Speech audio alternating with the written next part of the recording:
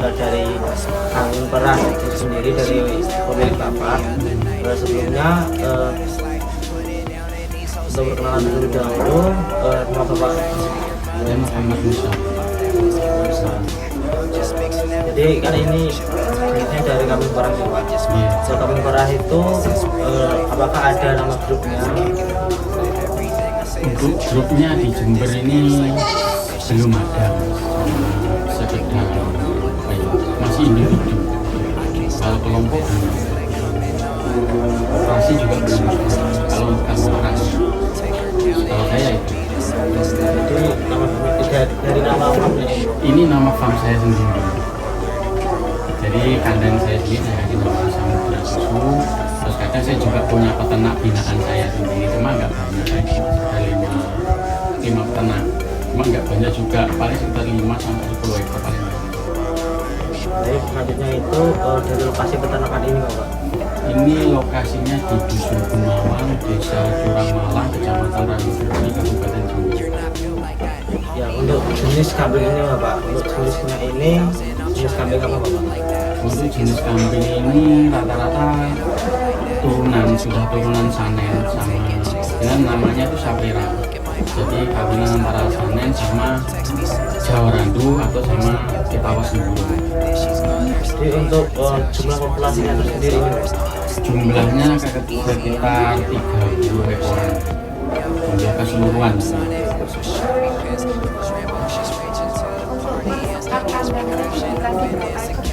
Untuk persekat itu nggak sama. Kalau untuk kambing yang kecil itu, untuk kambing anaknya itu rata-rata tak isi 2 sampai 4 ekor. Kalau untuk kambing besar itu ada yang 2 ekor, ada yang 3 ekor. Jadi untuk yang kambing yang nantinya akan diperah itu sekitar berapa Pak? Yang di sini suning yang diperah itu sekitar 10 ekoran. Karena dia berputar, ada yang perah, ada yang kering. Karena habis dikambingkan kan kering, ada yang bunting. Jadi perputarannya antara 10 sampai 15 per hari. Cuma rata-rata 10 ekor. Untuk produksi sendirinya itu Pak, dalam satu hari itu Dalam satu hari itu produksi susu itu sekitar antara 10 sampai 15 liter. Jadi untuk satu ekor itu bisa menghasilkan 1 sampai 2 liter. Untuk pemerahan dilakukan satu hari. Untuk pemerahannya kalau yang dia itu produksinya 1,5 ke atas itu saya perah 2 kali pagi sama sore. Tapi kalau yang di bawah 1,5 liter itu perah 1 kali pagi aja. jadi untuk kambing itu satu diperah itu sebelumnya dikasih untuk diambilnya itu. Iya, biasanya itu saya kasih antiseptik, kalau enggak alkohol. Steril sama habis diperah itu kita kasih alkohol.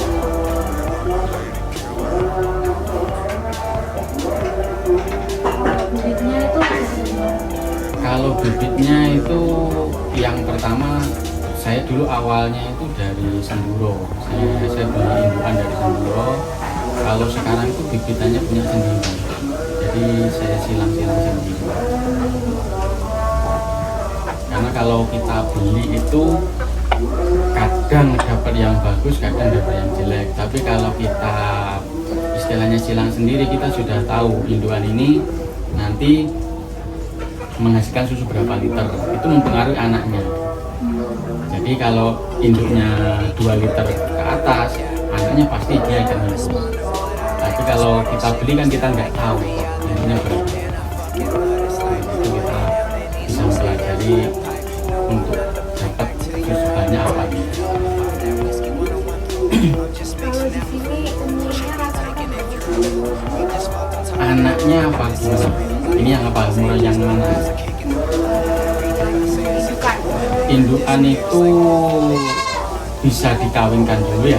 Untuk indukan itu bisa dikawinkan setelah 10 bulan ke atas kalau dikandungkan. Jadi 10 bulan ke atas kita kawinkan, dia bunting sekitar 5 bulan. Setelah itu kan beranak, dia kita bisa perah.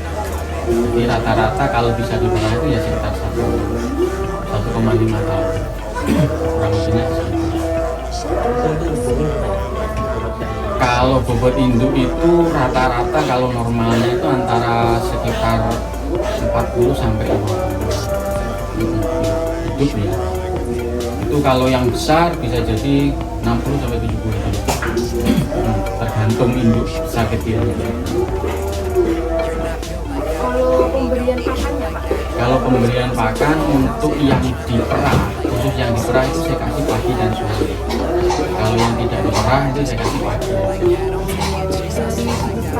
Jadi jenis pakan untuk pengganti saya kan nggak pakai daun-daunan, saya nggak pakai rambanan, saya pakai daun-daunan bawang merah untuk keringannya. Kalau untuk comborannya saya pakai ampas tahu sama jandel yang sudah jandel jagung yang saya selap sama jagungnya juga saya. Pemberiannya berapa kilo?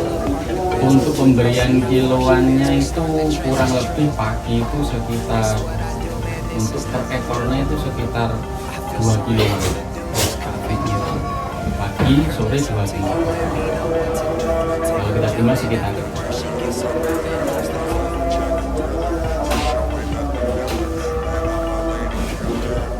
Sebelumnya itu kan setiap pagi sore kan 2 kilo Bapak. Nah itu apakah mungkin ada sisa pakan? kalau sisa pakan nggak ada karena itu sudah kita takas karena kalau kebanyakan dia pasti akan sisa karena sudah kita sudah kita hitung perkiraan habis segitu karena kalau sisa itu nanti malah kebuang. Tapi kalau di sini kalau sisa itu nggak saya buang, kalau sudah nggak dimakan sama sebelah tak kasih ke sebelah. Jadi nggak kebuang. Karena kadang ada yang kambing, ada yang rakus, ada yang tidak. Karena karakter kambing itu berbeda-beda. Cuma untuk pakan sekitar itu. Antara kalau pagi 2 kilo, sore 2 kilo. Paling banyak kasarnya kalau per harinya itu ya 5 kilo lah. Kalau karena kita pakai ampas.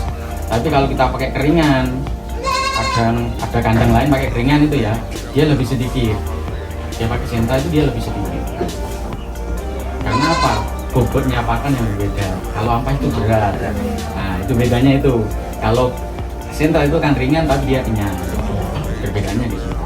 Jadi nanti jangan sampean samakan. Oh ini kok 2 kilo sana 4 kilo. Ya. Tapi jenis pakannya juga sampean harus tahu.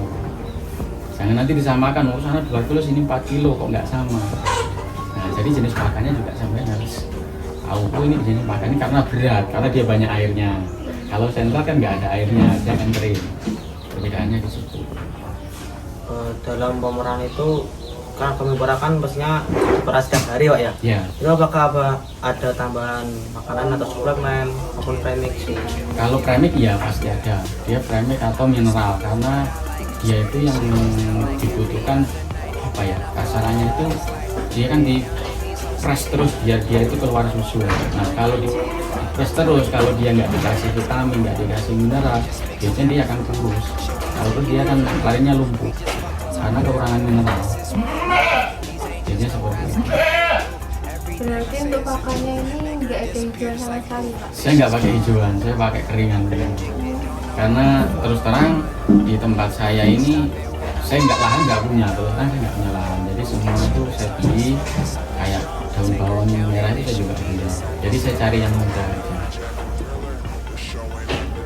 Karena saya nggak punya lahan untuk nanam hijauan.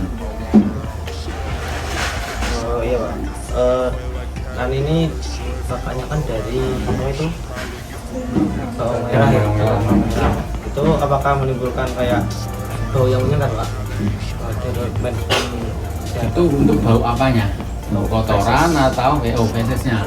Kalau fesesnya malah dia nggak bau karena dia kering. Jadi nanti itu kalau sampean ke kandang itu kalau pakan keringan rata-rata malah nggak bau. Tapi kalau pakan basah, misalnya kayak hijauan itu rata-rata pasti bau. Nah terus daun bawang merah ini nanti coba sampean cari. Kalau nggak salah itu proteinnya sekitar 11%. Jadi, nah kalau kebanyakan daun bawang merah dia malah mencret karena ketinggian protein.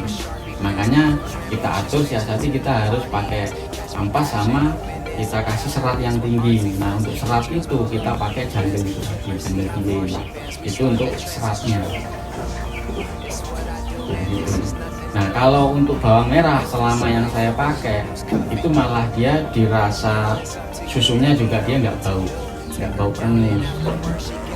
Di kotoran dia kering juga nggak bau. Itu keuntungannya. Terus harganya juga murah. Harganya di situ.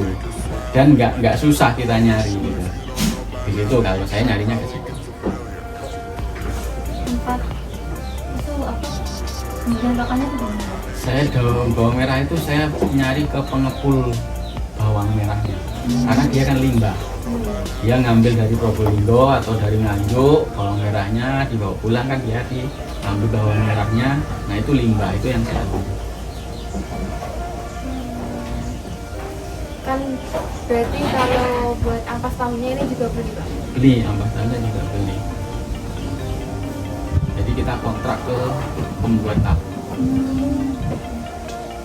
Kalau nggak kontrak kita nggak bisa. Untuk pemasarannya sendiri apa ada yang ngambil atau? Kalau pemasarannya rata-rata ada yang ngambil, saya pakai reseller. Kalau pengecer juga ada yang ke sini, tapi kebanyakan saya reseller. Nah kalau kita ecer sendiri, kita waktu kadang saya nggak sempat. Jadi saya pakai reseller itu banyak. Ada yang Jember, ada yang Jendawa, ada yang Cianjur. Jadi untuk mempercepat pemasaran. Buat pemasarannya ini dijual per liternya atau Per liter, dikemasin botolan itu ada yang setengah liter, ada yang seperempat liter. Cuma yang rame itu setengah liter. Berapa kalau Bapak? Saya jualnya itu ecerannya 15.000 per setengah. Berarti udah punya langganan tetap ya Pak? Sudah punya. Karena rata-rata susu kambing itu kan untuk pengobatan alternatif. Beda dengan susu sapi. Bedanya gitu. Kenapa dia lebih mahal? Karena dia untuk obat, yang kedua produksinya rendah. Nggak kayak sapi. Kalau sapi kan per hari bisa bisa 20 liter dari 15 sampai 20.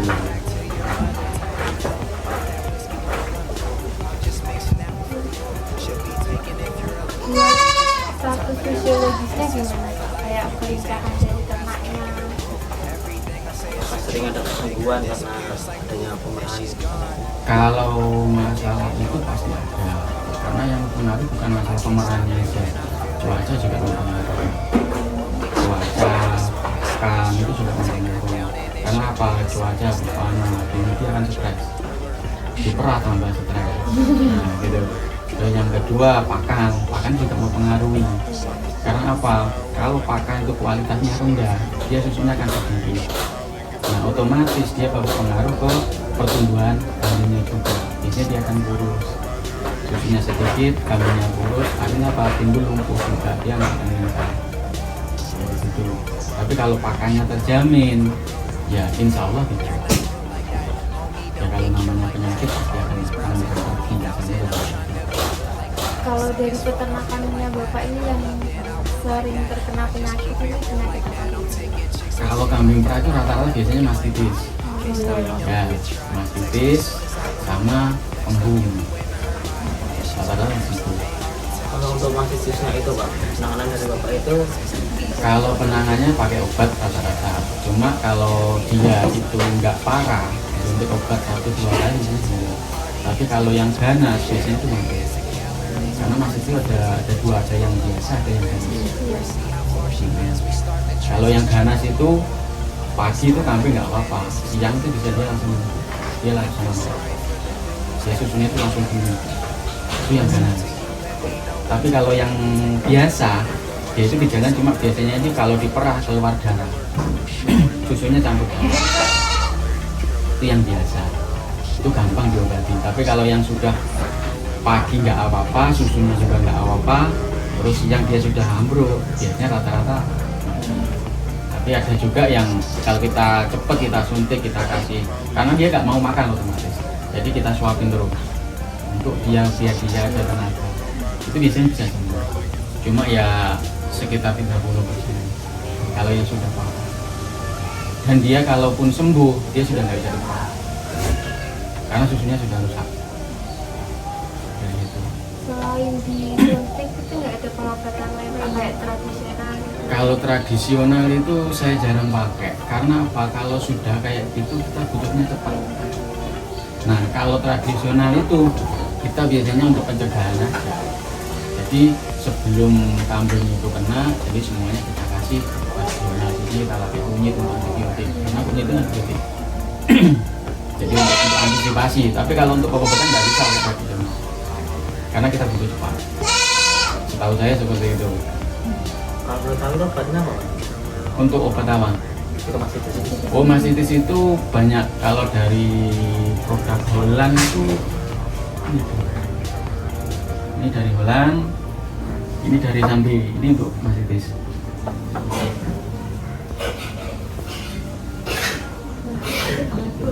Ya antibiotik VLA sama kalau Holland ini KPN LA. Itu berarti ada dalam? Iya, dia ini suntik di daging. Kalau yang belut itu obatnya apa, Pak? Kalau apa? Yang belut. Yang belum tidak apa? Kayak kembung. Oh kembung. Kalau kembung saya pakai ini. Ini untuk yang dari produk pabrik ya. Kalau saya biasanya kembung itu tergantung karena kembungnya dari apa. Kembung dari makanan atau dari cuaca. Ya, kalau dari makanan biasanya agak susah karena dia kayak keracunan. Jadi kita harus keluarin fesesnya dulu, itu yang agak susah. Saya belum bisa. Nah, kalau untuk kembung dari cuaca, biasanya itu saya pakai kalau yang obat tanpa ini ya, biasanya saya pakai promah atau tol angin. Nah, untuk mengeluarkan fesesnya saya pakai nitrol. Itu untuk lebih cepat. Biasanya seperti itu. Kalau kadang apa ya? Kalau ada yang disuntik itu nggak efektif. Jadi kan dia kan gas, dia harus kita ngeluarin gasnya dulu.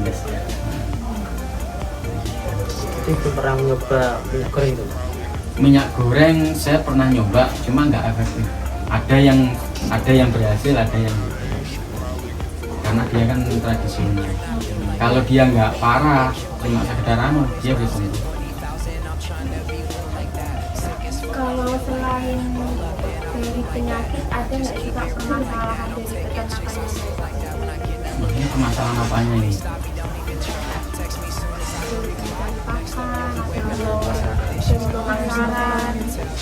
Sebenarnya kalau masalah cari pakan itu nggak sulit, karena kan sebenarnya di Jember ini semua tersedia. Tinggal kita itu mau mengerjakan apa enggak. Itu intinya.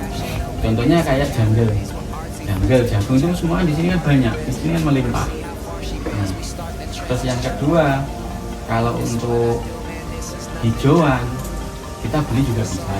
Cuma saya itu kalau hijauan itu tadi saya nggak punya lahan, karena kalau sewa lahan juga membutuhkan juga. Jadi saya cari yang praktis saja. Terus yang ketiga untuk pemasaran. Kalau pemasaran susu itu sebenarnya gampang susah. Karena apa? Intinya itu kita harus memperkenalkan produk dan juga harganya mahal. Itu pertama susahnya di situ. Tapi kalau kita sudah tahu, apalagi orang itu sudah tahu khasiatnya, dia itu nggak usah kita, dia sudah begitu. Karena dia sudah lama, dia sudah tahu merasakan. Tapi kalau untuk memperkenalkan di awal itu yang susah. Karena di sini kalau nggak salah saya sudah 4 tahun. Nah, 1 tahun 2 tahun pertama itu yang susah. Karena rata-rata kambing kok diambil susunya di sini.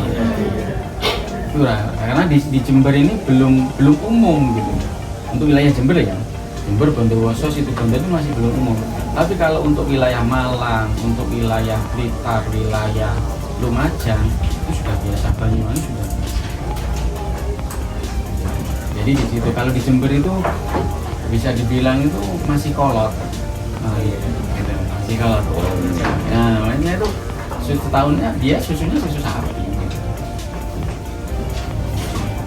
Berarti kalau ini paling 4 tahun ya Pak. 4 tahunan. Nah, itu berdirinya di tahun 2000. Kalau sebelumnya ini saya itu sebenarnya bukan di kambing perah. Saya kalau peternakan saya sendiri, saya sudah kembangkan diri. Mulai 2013 saya. Jadi mulai domba, mulai penggemukan, terus breeding, terus kambing biasa, saya breeding, terus kambing kontes, semua sudah dijalankan. Jadi, nah setelah itu saya nyoba kambing perah. Nah, yang saya rasakan yang paling ini kambing perah. Karena apa? Hasilnya dua. Kita dapat susu untuk tiap harinya kita, terus kita dapat anaknya. Itu hasilnya dua. Nah, kenapa? Saya lebih tertarik kambing perah. Jadi saya bertani. Ya kalau namanya pemasaran susu itu pasti ada naik turun, itu pasti tergantung kitanya. Ya kalau kita pas istilahnya permintaan tinggi ya kita sampai kurang berarti bisa 20 liter gitu.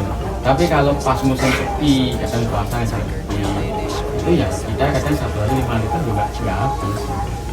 Cuma saya memang belum istilahnya itu bergerak sendiri karena saya masih pakai reseller. Karena apa?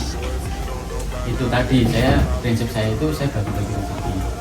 Kalau saya nggak pakai reseller, saya jual sendiri semua minta ke pasar sendiri kan nggak enak.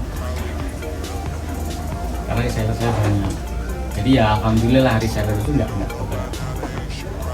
Gitu. Kalau harga reseller kan saya kasih 20, dia bisa ada yang jual 30, ada yang 35. Kalau jumber itu biasanya ada 35, 40. Harganya kira cuma si Lestari itu jualnya dia 50.000 per liter. Ya. Tadi sempat tanya juga Pak. 50.000. Saya nggak kaget karena memang dia pasarnya menengah ke atas. Cuma nanti biasanya kalau menengah ke atas itu kalau pas sepi terus dari orang biasa mau beli 50 pasti dia nggak beli. Nah sedangkan yang saya target itu kalangan menengah ke bawah karena saya ingin memperkenalkan dulu. Nah kalau nanti sudah kenal dia sudah apa walaupun kita kasih harga berapa dia kasih harga berapa. Kalau wilayah Jember rata-rata memang 30 sampai untuk kota. Kalau desa rata-rata 25.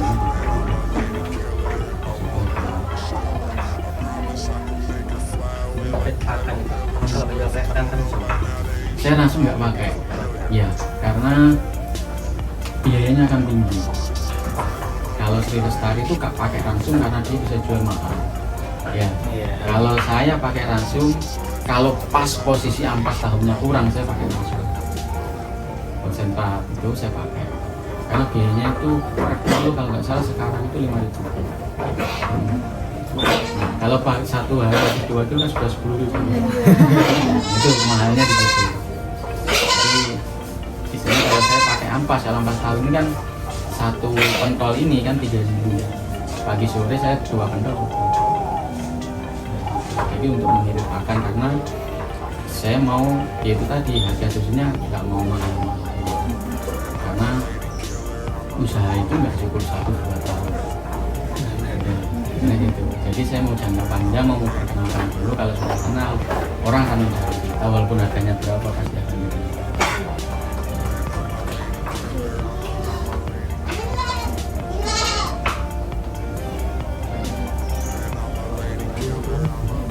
Berarti rata-rata penghasilan per bulannya berapa? Kalau penghasilan bulan per bulan dibuat rata-rata aja kalau per hari kita buat rata-rata 10 liter kali kan tuh harga reseller 20. 50 dikalikan 9 nanti kan dipotong pakan itu rata-rata saya tuh per hari per ekornya sekitar 5 ekor. Jadi per hari 5.000 per ekor. Kalau kita 30 berarti kan 150 per hari. Jadi naik di sini. Ya sebenarnya kalau untuk peternakan kecil kayak saya ya masih cukup untuk keluarga saya untuk ngasih makanannya juga. Karena di sini tuh untuk di Jember itu memang rata-rata kita kendalanya itu untuk peternakan itu kuwi mudah. Permodalannya yang agak susah karena kita mau ke bank kita juga harus punya jaminan. Kadangnya kan di situ. Kalau nggak pakai jaminan mungkin kita gampang, tapi kalau pakai jaminan kita agak susah. Karena apa? Di desa itu rata-rata kan apa ya, kalau mau menjaminkan sesuatu itu kayak takut. Tapi So if you don't know by now, then you should probably get familiar. So if you don't know by now, then you should probably Kambing murni.